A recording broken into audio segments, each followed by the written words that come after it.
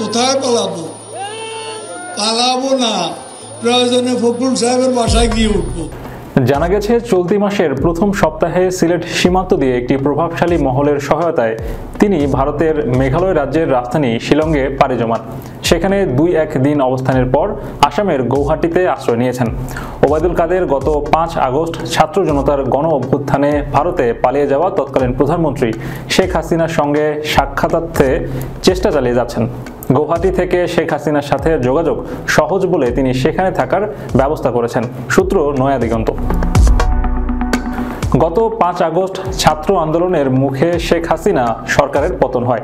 তিনি প্রধানমন্ত্রী পদ থেকে পদত্যাগ করে ভারতে পালিয়ে যান। তার দলের নেতাকর্মীরা অনেকেই পালিয়ে বিভিন্ন দেশে চলে যান, আবার অনেকেই গাঁ ঢাকা দেন।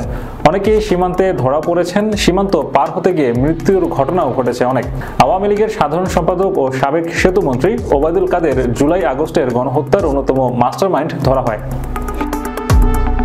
তিনি গত 8 নভেম্বর শেষ রাতে অবৈধ পথে ভারতে পালিয়েছেন বলে গুঞ্জন ছড়ায়। গুঞ্জনের পরের দিন মধ্যরাতে পুলিশ চট্টগ্রামের হালি শহরের শান্তিবাগে কাদেরের স্ত্রী ইশরাতুন্নেসার বড় ভাই নুরুল হুদার বাসায় অভিযান চালিয়েছেন।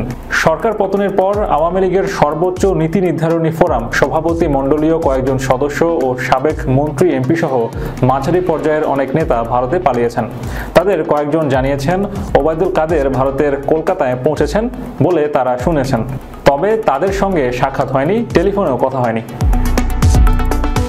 তবে এবার গুঞ্জন ছড়িয়েছে অবৈধভাবে সীমান্ত পার হয়ে ভারতের আসাম রাজ্যের রাজধানী গৌহাটির একটি হোটেলে অবস্থান করছেন তিনি।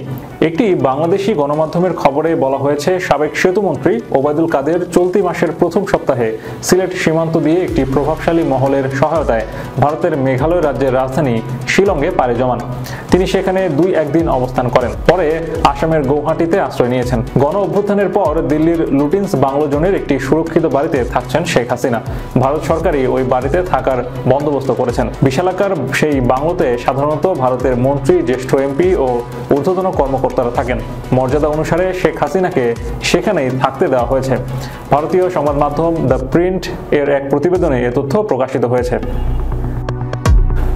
কাদের শেখ হাসিনার সঙ্গে সাক্ষাতের চেষ্টা চালিয়ে যাচ্ছেন বলে গুঞ্জন রয়েছে। গৌহাটি থেকে তার সঙ্গে যোগাযোগ সহজ বলে তিনি সেখানে থাকার ব্যবস্থা করেছেন। ভারত ও বাংলাদেশের কয়েকজন ব্যবসায়ী সহ সংশ্লিষ্ট একাধিক সূত্রের সঙ্গে আলাপ করে এ তথ্য জানা গেছে।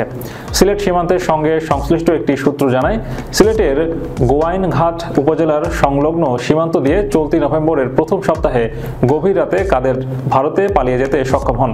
পালিয়ে যাওয়ার আগে প্রায় মাসখানেক সিলেট শহরের ইসলামপুর পূরবী আবাসিক এলাকায় অবস্থিত 500 কোটির বাসা নামে পরিচিত আলিশান বাড়িতে অবস্থান করেন। প্রভাবশালী মহলের সঙ্গে যোগাযোগ করেন। পরে এখান থেকে অবৈধভাবে সিলেট সীমান্ত দিয়ে ভারতে পালিয়ে যাওয়ার পরিকল্পনা করেন।